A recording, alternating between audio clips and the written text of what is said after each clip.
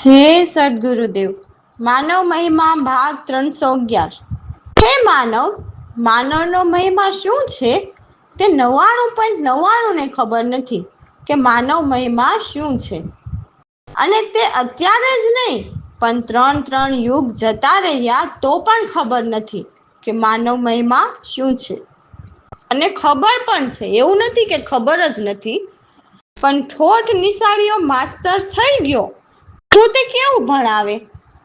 જોકે ભારત દેશ પાછળ છે તે પણ મેન કારણ આ હોઈ શકે. જુઓ, સરકારી કોઈ પણ શાખા, સરકારી નોકરિયાતથી સરકારી કર્મચારીઓ, પછી જુઓ માનવને માનવનો મહિમા શીખવાડનાર પણ ઠોઠ નિશાળિયા માસ્તર બની ગયા છે. એવું લાગે છે માનવ આગળ વધવાને બદલે યુગે યુગે પાછળ ધકેલાતો જાય છે. તે માસ્તરને કારણે કે બીજું કાંઈ? ભગવાનને ભજવા પડે, ભગવાનને દીવાબત્તી કરવા પડે, ભગવાનની જાત્રા કરવી પડે, ભગવાનને શરીરમાં ગોતવા પડે, અને આવા ઠોઠ માસ્તરના જુઓ મોટા મોટા મેળાવડા, જેની અતિ પ્રિય માયાના હિસાબે સંસારી બાળકને પાછો માસ્તર બનાવે. તેમ આધ્યાત્મિક ગુરુઓ પોતાના બોંધ પુત્રને વારસદાર બનાવે. કારણ જીવ પાસેથી લૂંટેલું ધન કે બીજું કાંઈ છે ને આવું. હે માનવ, પહેલા તો તે કહો કે આ અટકળો બાબાની માનવ દેહની ભાત પડેલી છે તો તે બીબુ વેરાટ છે, અને આ મનુષ્ય દેહ સૂક્ષ્મ છે. તો પહેલા તો તે કહો, તમને તે બીબાની ઓળખાણ છે? તમને તમારા ગુરુએ બતાવ્યું છે? તો તમને આ હિન્દુ, મુસ્લિમ, ઈસાઈ, યહૂદી કે જૈન કોણે બનાવ્યા? દરેક માનવ ધર્મ એક જ હોય કે નિજ આત્મ કલ્યાણ કરવું. તો તમને જુદા પાડનાર દેહધારી અવતારીના ધર્મો છે, અને તે તમને 84 લાખ યોનિમાં ફેરવનારના ધર્મો છે.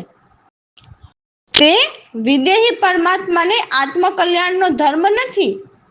દેહી ધર્મો વાળા તો દેહીને પૂજાવે અને વિદેહીને ભૂલવાડે, અને જીવ 84 લાખ યોનિમાં રહે. મનન કરો રામ ભરોસે. અમારા સદગુરુની વાણીમાં કહે છે કે અટકળ ગીતા તો સર્વ કોઈ કહે છે, પરંતુ જે સત્ય તે તો કોઈ નથી કહેતું. ગીતામાં તો દેવોનું જ્ઞાન છે, જે વેદ અનુસાર ઋષિ મુનિઓએ લખેલી છે, પરંતુ એ ગીતા તો હર કોઈ કહે છે, પરંતુ તેમાં કૃષ્ણએ તેનું વિરાટ સ્વરૂપ બતાવ્યું. તે વિરાટ સ્વરૂપ તમને તમારા ગુરુએ બતાવ્યું, અને તમે તે વિરાટ પુરુષ ત્રિલોકીને ભજશો તો તે દેવને પામશો, બાકી પરમાત્માને નહીં પામો. વેદનું શાસ્ત્ર જ્ઞાન ગીતામાં અને પરમાત્માના જ્ઞાનીઓના સાક્ષી પુરાવામાં આસમાન પાતાળ જેટલો ફરક છે. તો હે માનવ, રાત દિવસ સત્ય જાણો. જેમાં તિમિર અજ્ઞાન તેમાં જ્ઞાન કે ભાન પણ નથી રહેતું, કેમ કે એ માયા મોહિલું અને અભિમાનથી અનેક પાપ કર્મ કરી બેસે છે. હે માનવ, જે પરમાત્માના ઘરની રહેણી રે, એટલે જે સત્યજ્ઞાની સદગુરુ સમજાવે તે રીતે રહે, એમની કહેણી એટલે ગુરુજી કહે તે પ્રમાણે તેના શબ્દ પર ચાલ.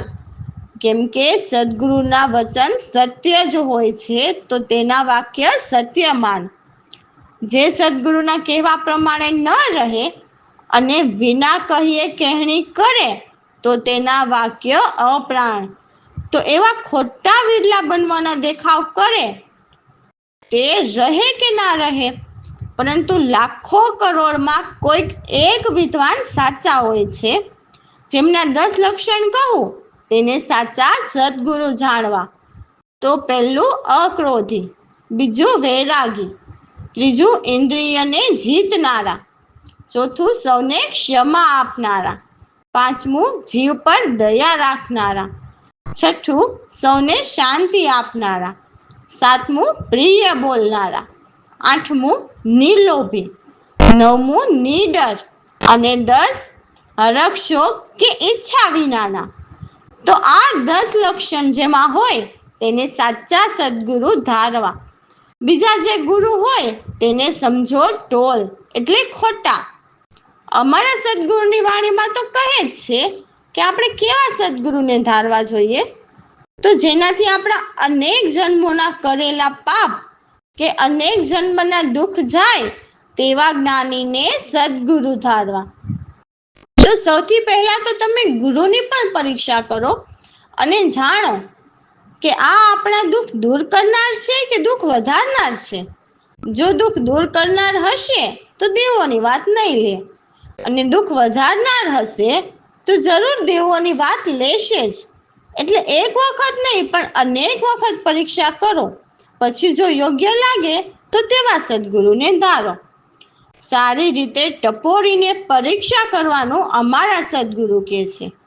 એટલે અટકળ ગીતા જે કહેવા સિંહાસને ચડીને બેસતા હોય તેને જાણો, પરખો તે સાચો છે કે ખોટો.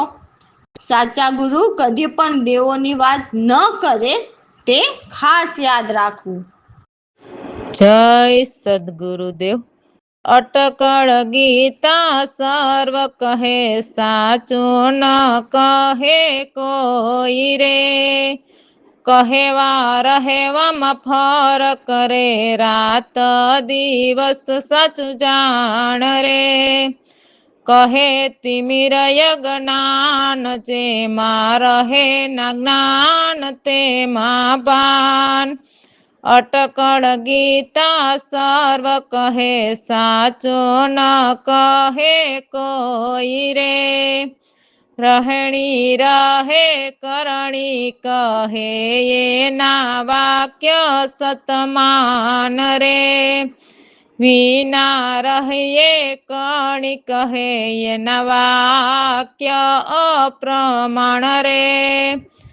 અટકળ ગીતા સર્વ કહે, સાચું ન કહે કોઈ રે.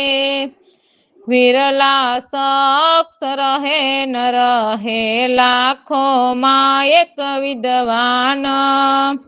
10 લક્ષણ જેમના કહું, એને ગુરુ જાણ રે. અટકળ ગીતા સર્વ કહે, સાચું ન કહે કોઈ રે. અક્રોધી વૈરાગી જીતેન્દ્રિય, ક્ષમા દયા શાંતિ પ્રિય બોલ રે. નિર્લોભ દાતા નિડર સદા, શોક રહિત એ અણમોલ રે. અટકળ ગીતા સર્વ કહે, સાચું ન કહે કોઈ રે. 10 લક્ષણ વાળા સતગુરુ, બીજા સમજ ટોલ રે. 10 લક્ષણ વાળા સતગુરુ, બીજા સમજ સર્વ ટોલ રે. પ્રવીણ રામ પરીક્ષા કરો, સારી રીતે ટપોર રે. અટકળ ગીતા સર્વ કહે, સાચું ન કહે કોઈ રે. તો મને તો મારા સાચા સદગુરુ જ મળ્યા છે, જેમણે મને મોક્ષ નિશાની આપી. મને સદગુરુએ સોહમના સત સંભળાવ્યા, જેથી મારી ભીતર જે માયાના પ્રપંચ હતા તે પણ ખંડિત કરી નાખ્યા, એટલે ભગાવી દીધા. તો મારા સદગુરુએ સોહમ જ્ઞાન આપીને મને અદ્વૈત બ્રહ્મ લખાવ્યા. તો બ્રહ્મ લખ્યા જેથી ભેદ અભેદ ન રહ્યા, અને માયાના મૂળ પણ માંડ્યા. માયાના અતીત ત્યાં નથી, એ તો અદ્વૈત રહે અબોલી. એટલે ત્યાં માયાવાન પણ નથી પહોંચી શકતા, એવા અખંડ સ્વયં પ્રમાણી છે. જેથી મારે નથી કંઈ ગ્રહણ કે નથી ત્યાગ, નથી મને લાભ કે હાનિ, કેમ કે સત્ય સમજાઈ ગયું કે છે તે ઈશ્વર જ છે. તો મારું શું? જ્યાં ઈશ્વર જ્યાં છે ત્યાં પૂર્ણ સ્થાયી છે, એટલે જ્યાં છે ત્યાં જ ઠેરાયેલા છે. અમારા સદગુરુ જ સમર્થ સત છે, જેને મારી સર્વ ખાણી મટાડી દીધી. હવે દાસલાલ અક્ષય નિર્માયાને પામ્યા, જેથી હવે યમના દાણ નહીં લાગે. રામ ભરોસે. જય સદગુરુદેવ. સદગુરુએ આપી મોક્ષ નિશાની રે, માયા પ્રપંચ ખંડિત કરી નાખી રે. સોહમ સત જાણી રે, સોહમ જ્ઞાન આપ્યા મારા સતગુરુએ. અદ્વૈત બ્રહ્મ લખાવ્યા રે, લખિયાય ભેદ ભેદ નહીં રે, લખિયાય ભેદ ભેદ નહીં જરીએ. માયા મૂળ મટાડી રે, સતગુરુએ આપી મોક્ષ નિશાની રે. માયા રે અતીત માયા નહીં જ્યાં પોરો, રેતા આપ બોલી રે.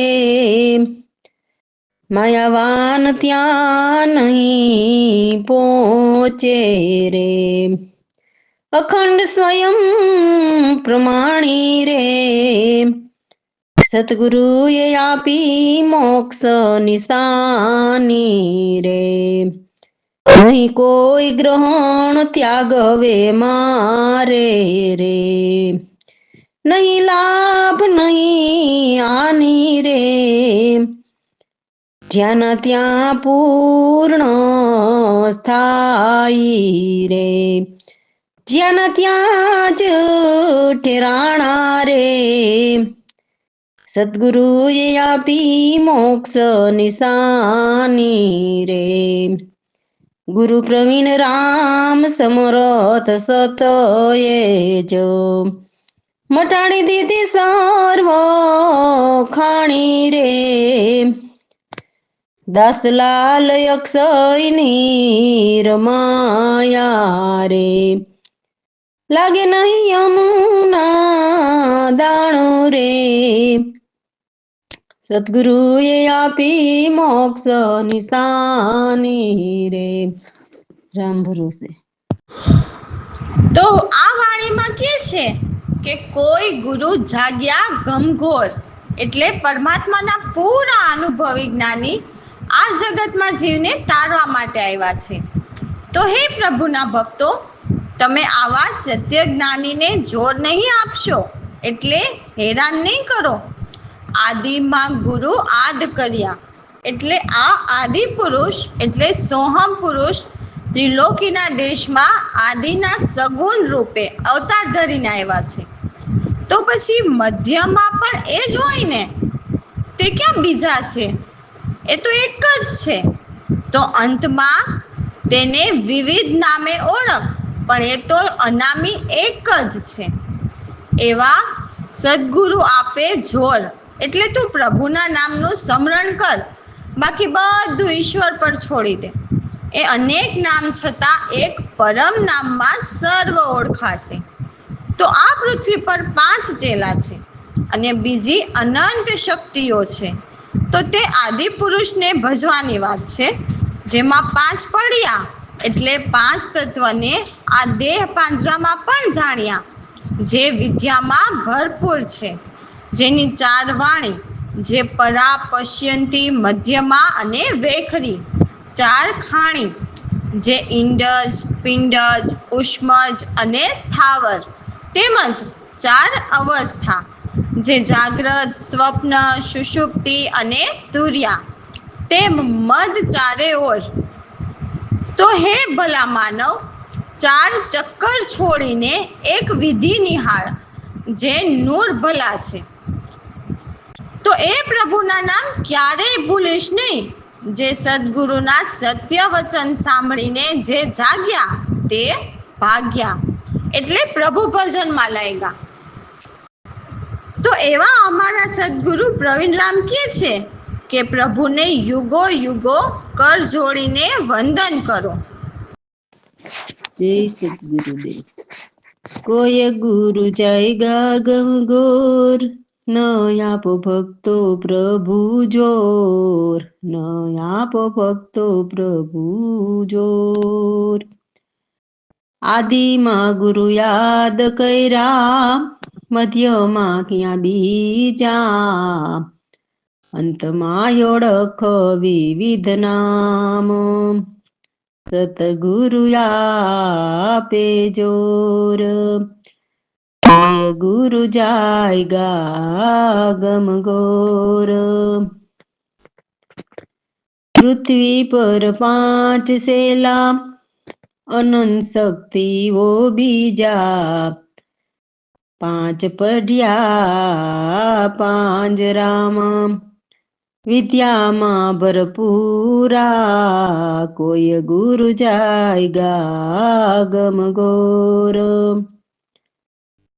4 વાણી 4 ખાણી, અવસ્થા મદ 4 ઓર, 4 ચકર એક વિવિધ, ભલાનું નિહાળ રે. કોઈ ગુરુ જાયગા ગમ ગોર, ન આપો ભક્તો પ્રભુ જોર.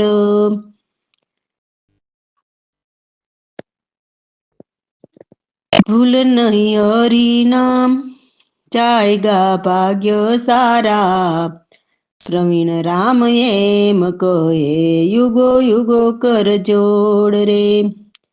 કોઈ ગુરુ જાયગા ગમ ગોર, કોઈ ગુરુ જાયગા ગમ ગોર. રામ ભરોસે. જય સદગુરુદેવ. હે માનવ, અવતારી દેવો બધા જ 14 બ્રહ્માંડના અધિપતિ ગણાય. પછી રામ હોય કે રહીમ હોય કે કૃષ્ણ હોય. પણ અમારું કહેવાનું તે થાય છે કે તમોએ આ જોયું છે? અમો તો જોઈને લખતા હોઈએ છીએ. અને જો તમારે આ 84 લાખ યોનીમાં જન્મ મરણમાં આટા ફેરા જો ન મારવા હોય તો પરમાત્માના જ્ઞાનીઓ કહે છે કે હે માનવ, તારું આત્માનું ઘર 14 બ્રહ્માંડથી પણ ન્યારું છે. આ 3 લોકની રચના કરનાર જ 14 બ્રહ્માંડના અધિપતિની છે. અને પરમાત્માના જ્ઞાનીઓ કહે છે 14 બ્રહ્માંડ પણ નાશવંત છે. તો હે માનવ, આત્માનું ઘર પરમાત્મા એક જ અવિનાશી છે. અને તે પણ પરમાત્માના જ્ઞાનીઓ આપણને નજરે નિરખાવે છે. તો આ તમે 14 બ્રહ્માંડના અધિપતિની કથા સાંભળો છો, તો તે કથાકારને પૂછો કે તમોએ આ 14 બ્રહ્માંડના અધિપતિને જોયા છે? જો તેણે જ જોયા ન હોય તો તમને કેમ બતાવશે? અને કદાચ તમે 14 બ્રહ્માંડના અધિપતિની મૂર્તિ નહીં, તે મૂર્તના દર્શન કરેલ હશે, તો પણ તમારી 84ના જન્મ મરણ નહીં છૂટે. 84માં જન્મ મરણ નહીં છૂટે. કથાકારો તો શાસ્ત્રોના બાના આપે, તેને તો પૈસાથી મતલબ હોય. બસ ગાના બજાના ઓર લોક રીઝાના. ફક્ત તમારા મનના આનંદ સિવાય તમને કંઈ જ મળશે નહીં. અને આ જરૂર તમારી સેવા અને દાન હશે તો માન મળશે, અને માનમાં ફૂલાઈ મળશો. પણ હે માનવ, આ 3 લોકમાં અધિપતિના દેશમાંથી જન્મ મરણમાંથી મુક્તિ મળશે તે સ્વપ્ને વિચારવું નહીં. અને આ બધું નજરે નિરખી પિંડ પરખો તો જ જીવને રોકવાની કપટ લીલા જ આ 14 લોકના અધિપતિની છે. તો માનવ યાદ રાખજો, આ 14 લોકના અધિપતિએ જ આ જલતું જગત બનાવ્યું છે. તો તમોને આ માંડે કરીને મનુષ્ય દેહ મળ્યો છે. તો આ 14 લોકના અધિપતિના 3 લોકમાંથી હે માનવ, ચેતું હોય તો આ 14 બ્રહ્માંડના અધિપતિથી પાર, જે 14 બ્રહ્માંડની ઉત્પત્તિ કરનાર આત્માનું ઘર પરમાત્મા છે. આવું પરમાત્માના જ્ઞાની ભજન વાણીમાં કહેતા હોય છે. તો મનન કરજો. તો અમારા સદગુરુ એમની વાણીમાં કહે છે કે હે હંસ, પરમપદ પામીને આ મૃત્યુલોકમાં આવન જાવનના ધક્કા નથી રહ્યા. હવે તો નિર્ભય નગરીમાં નિર્ભયથી રહીએ, જ્યાં અંગ આકાર વિના હંસા ઉડ્યા, પથ વિના ગમન કરીએ. તો તે સુરતાની વાત કરી છે.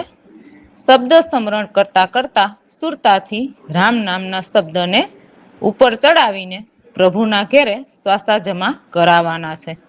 તો ત્યાં ધરણી વિના પ્રભુના ધામ છે. તો સુરતાના પ્રવાહે ત્યાં સ્થિર થઈએ. ત્યાં જળ વિના સાગર સમથળ ભરેલા છે. તેની આરપાર કોઈ નથી. ત્યાં સીપ વિના મોતી નિપજાવીએ. કેમ કે જે છે બધું એક ઈશ્વર જ છે. અનેક વિના એકથી જ બધું મળે છે. એટલે એક રામ નામના શબ્દ સમરણથી જ બધું મળે છે. એટલે તો કહે છે કે મુખ વિના હંસ મોતી ચૂગે આનંદથી. તો ત્યાં દેહ પણ નથી તો મુખ કેમ હોય? ત્યાં કાળ કે મહાકાળ પણ ન પહોંચે એવા અકાળ પરમાત્માના ધામ શુદ્ધ અખંડ અદ્વૈત છે. ત્યાં અમે અમારા સદગુરુની કૃપાથી પરાની પાર એટલે આ માયાવી ત્રણેય લોકથી પાર પરમપદ પરખ્યા. એ બધું અમે અમારા ગુરુમુખ ગમથી ભેદ જાણ્યા. ત્યાંના ભેદ વર્ણવી ના શકાય એવા સદાય પરમ પ્રકાશ છે. એવા અખંડ અરૂપ અખંડી છે. તેમ અમારા સદગુરુ નજરે નિહાળીને લાખો ગુણ ગાય છે.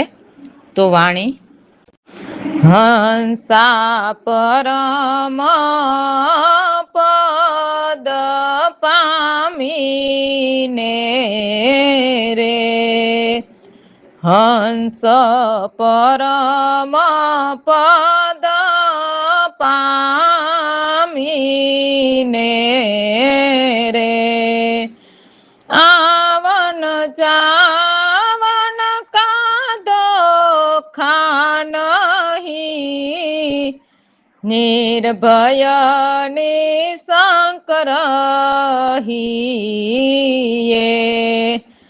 અંગ આકાર વિના હંસા ઉડયા પંથ વિના રે ગમન કરીએ હો કરીએ ધરણ વિના ધામ યગમ ઘર પહોંચ્યા એ પ્રવાહે સ્થિર થઈએ હંસ પરમ પદ પામીને રે જલ વિના સાગર યાર નહીં પાર રે વિનાશી પામતી નિપજાવી એ મોતી હંસ મુખ વિના ચોગતા કરતા આનંદ થાય રે હંસ પરમ પદ પામીને રે કાળ મહાકાળ ત્યાં પહોંચે રે ત્યાં પર હંસ રે બતાવી